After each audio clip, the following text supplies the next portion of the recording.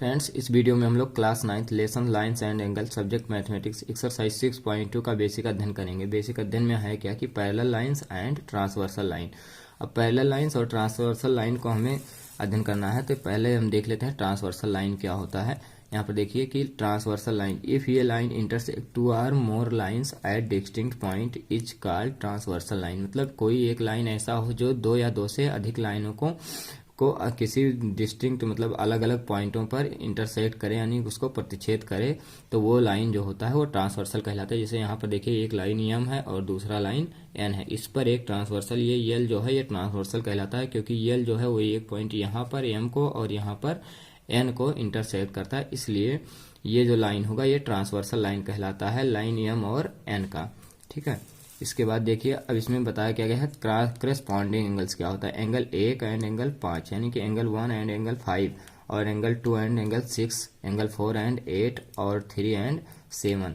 अब 1 और 5 के बारे में बताया गया है कि एंगल 1 जो है ये और ये इन दोनों एंगल को कहा जाता है करस्पॉन्डिंग एंगल्स होते हैं। एंगल 1 और एंगल 5 को करस्पॉन्डिंग एंगल होगा। इसी प्रकार एंगल 2 और एंगल 6 ये दोनों क्या होंगे, करस्पॉन्डिंग एंगल होंगे। और इसी प्रकार एंगल 4 और एंगल 8 करस्पॉन्डिंग होगा, एंगल 3 और एंगल 7 करस्पॉन्डिंग होगा। इसके बाद का जो एंगल है वो क्या है, अल्टरनेट इंटीरियर एंगल्स होता है। अब अल्टरनेट इंटीरियर एंगल की बात करें तो ये ट्रांसवर्सल है, इसके एक तरफ का मतलब ये एंगल 4 और एंगल 6, यानी कि एंगल 4 और एंगल 6 ये अल्टरनेट इंटीरियर कहलाता है। इसी प्रकार एंगल 5 और एंगल 3 ये अल्टरनेट क्या हो जाएगा, अल्टरनेट इंटीरियर एंगल कहलाएगा। इसी प्रकार अगर अल्टरनेट एक्सटीरियर एंगल की बात करें तो अल्टरनेट एक्सटीरियर एंगल जो होता है वो एंगल 1 और एंगल 7, मतलब ये वाला एंगल और ये वाला एंगल ये दोनों अल्टरनेट एक्सटीरियर एंगल कहलाते हैं। इसी प्रकार एंगल 2 और एंगल 8 ये अल्टरनेट एक्सटीरियर होता है।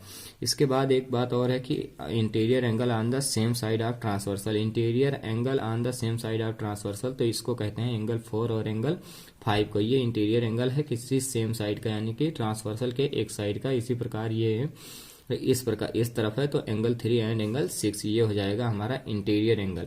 ठीक है, on the same side of transversal, transversal के एक तरफ का ये इंटीरियर एंगल कहलाता है। हमने क्या बताया, corresponding angle angle 1 and angle 5, angle 2 and angle 6, और फिर 4 एंड 8, और फिर 3 एंड 7। इसी प्रकार अल्टरनेट इंटीरियर जब हमने बताया तो अल्टरनेट इंटीरियर होता है 4 और 6 और 3 एंड 5, और अल्टरनेट एक्सटीरियर हो जाएगा angle 1 and angle 7, angle 2 and angle 8। ये होता है अल्टरनेट एक्सटीरियर एंगल होता है। ठीक है, जैसे यहाँ पर लिखा गया है क्या, corresponding angles angle 1 and angle 5 हो जाएगा, एंगल 2 एंड 6 हो जाएगा, एंगल 4 एंड 8 हो जाएगा, angle 3 and angle 7। Alternate interior angle क्या होंगे, एंगल 4 एंड 6 जो होगा ऐसा फिगर में दर्शाया गया है, एंगल 3 एंड एंगल 5 हो जाएगा। अल्टरनेट एक्सटीरियर एंगल में एंगल 1 एंड एंगल 7 हो जाएगा, एंगल 2 एंड एंगल 8 हो जाएगा। Interior angle on the same side of the transversal जो हमने बताया था कि एंगल 4 एंड 5 हो जाएगा, क्योंकि ये ट्रांसवर्सल के एक तरफ के हैं। इसी प्रकार एंगल 3 एंड एंगल 6। अब देख लेते हैं कि दो लाइनें जब पैरेलल हों, जैसे यहाँ पर है कि लाइन एम है और एन है, ये दोनों लाइनें पैरेलल हैं क्योंकि इन दोनों को जब हम एक्सटेंड करेंगे यानी बढ़ाएंगे दोनों तरफ तो ये कि कभी भी एक दूसरे को इंटरसेक्ट नहीं करेंगे, इसलिए ये दोनों लाइनें पैरेलल हैं। अब इसका एक ट्रांसवर्सल यल है। ठीक है, तो इसके बारे में कुछ एग्जाम्स और थ्योरम देख लेते हैं क्या क्या है। पहला एग्जाम्स क्या है कि इफ ये transversal intersect two parallel lines then each pair of corresponding angle are equal.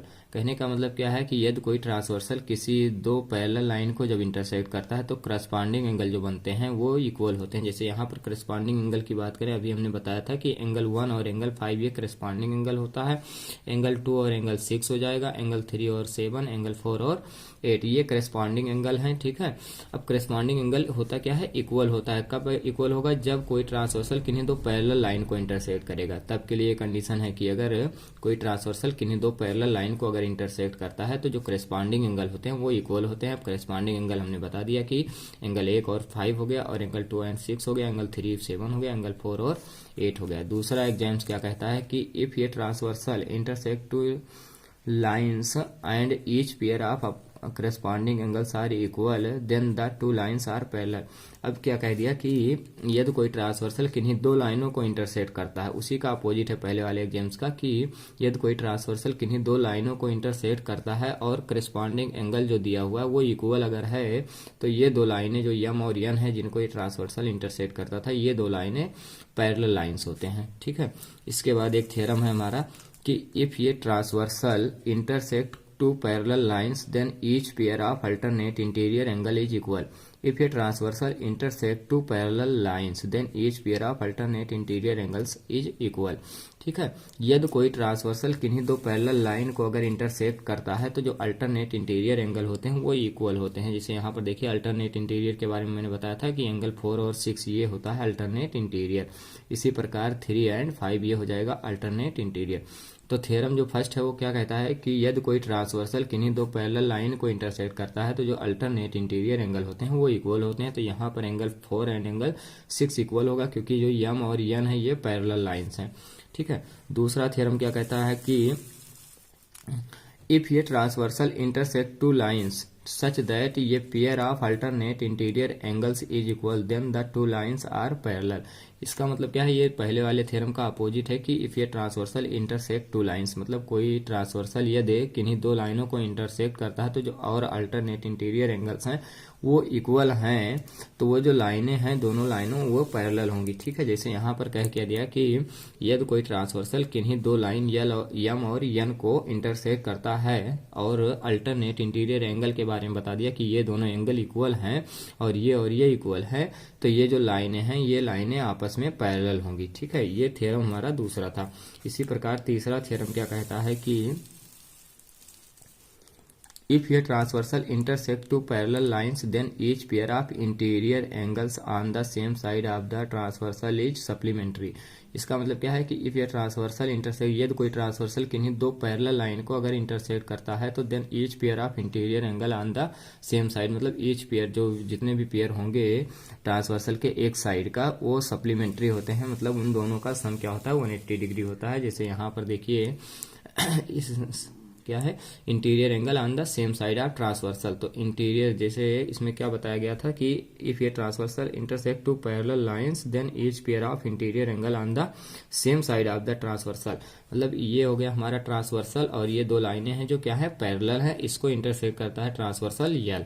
ठीक है, तो किस ट्रांसवर्सल के एक साइड का जैसे यहाँ पर एंगल 4 और 5 है ये दोनों सप्लीमेंट्री होंगे, ऐसा हमारा थ्योरम 3 कहता है। ठीक है, कि ये दोनों एंगल सप्लीमेंट्री होंगे। सप्लीमेंट्री का मतलब इन दोनों का सम क्या होगा 180 होगा, और इसी प्रकार ये भी एंगल 3 एंड एंगल 6 को अगर हम ऐड करेंगे तो ये सप्लीमेंट्री होगा। ये कब होगा, जब कोई ट्रांसवर्सल किन्हीं दो पैरेलल लाइन को इंटरसेक्ट करेगा। ठीक है, इसके बाद थ्योरम 4 क्या कहता है कि इफ ये transversal intersect two lines such that a pair of interior angle on the same side of transversal is supplementary then the two lines are parallel। ये थ्योरम 3 का अपोजिट है। ये क्या कहता है कि यदि कोई ट्रांसवर्सल किन्हीं दो लाइनों को इंटरसेक्ट करता है और ये दो एंगल मतलब जो इंटीरियर एंगल है interior angle on the same side of transversal, मतलब ट्रांसवर्सल के एक साइड का जो इंटीरियर एंगल है इन दोनों का सम अगर 180 डिग्री आता है या फिर ये दोनों सप्लीमेंट्री हैं तो जो दो लाइनों को ये इंटरसेक्ट करता था वो दोनों लाइनें पैरेलल होंगी। ठीक है, एक थ्योरम बचा है, थ्योरम 5 है। ये क्या कहता है, lines which are parallel to the same line are parallel to each other. इसका मतलब क्या होता है कि ये दो लाइनें पैरेलल हैं और उसमें से किसी एक के पैरेलल एक लाइन और बना दिया जाए तो वो तीन लाइनें आपस में पैरेलल होंगी। जैसे यहाँ पर देखिए कि ये लाइन यम और लाइन एन ये दोनों पैरेलल हैं, इसी के यन के पैरेलल अगर हम एक लाइन और ऐसे ड्रा कर दें यहाँ पर इस प्रकार से, तो ये जो लाइन एन के बाद इसको वो मान लेते हैं तो ये वो जो लाइन है ये यम के भी पैरेलल होगा और एन के भी पैरेलल, इसी प्रकार ये एक दूसरे के सभी पैरेलल होंगे। ये थ्योरम हमारा 5 कहता है। ठीक है, इस प्रकार ये 6.2 का कुछ बेसिक अध्ययन था।